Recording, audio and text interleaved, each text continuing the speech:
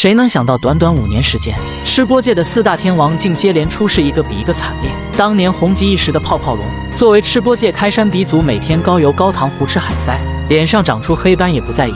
不料3年前突发脑溢血，永远定格在了镜头前。更让人唏嘘的是文蔚哥，明明身患尿毒症，医生千叮万嘱要控制饮食，可为了流量，他却依然疯狂暴饮暴食，结果病情急速恶化，32岁就撒手人寰，真是印证了小沈阳那句：人生最痛苦的事情，你知道是什么吗？